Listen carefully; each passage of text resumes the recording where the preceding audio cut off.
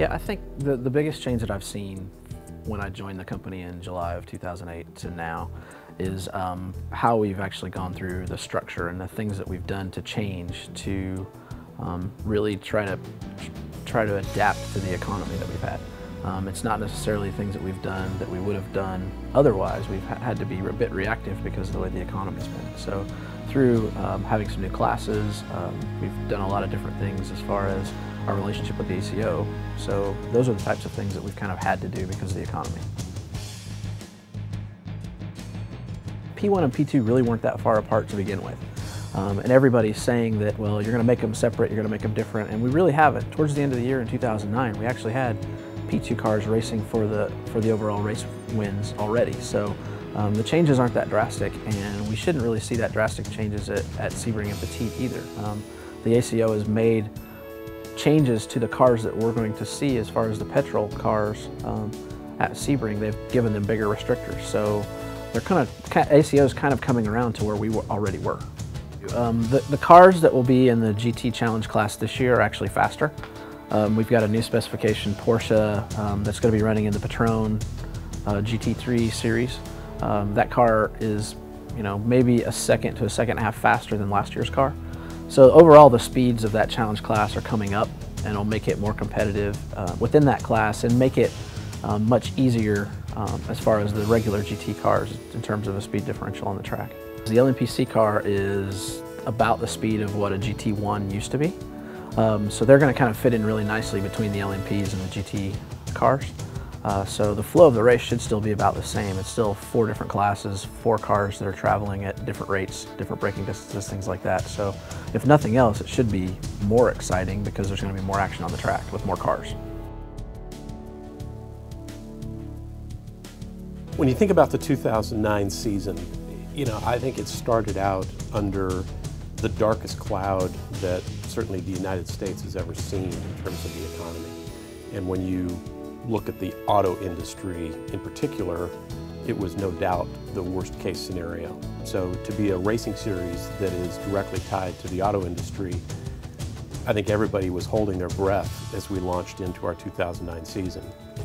Throughout the season, though, I think we, in many cases, defied gravity, with races that were attracting even bigger crowds than we'd had in previous years. The quality of the racing remained exceptional. It was outstanding throughout the year. The mission that we have as a series, which is, pursuing new alternative fuel development, innovation, allowing manufacturers to showcase technologies that transfer directly from racetrack to road car, all of those things remained intact. The vast majority of our manufacturers have continued to participate with us.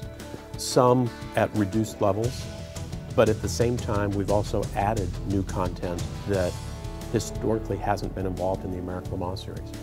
And that's going to cover almost every aspect of our business. It means new teams, it means new manufacturers, new sponsors, new drivers, at a time when many other forms of our business really don't have the ability to make similar reports. They're talking about dealing with loss and reductions and programs that are coming to an end. So while we have certainly not been immune from the effects of the global economy and in particular the auto industry, I think the series, because of what it represents and what it delivers in terms of a value equation, has continued to attract new participants even during times when it would be easy to justify not being involved.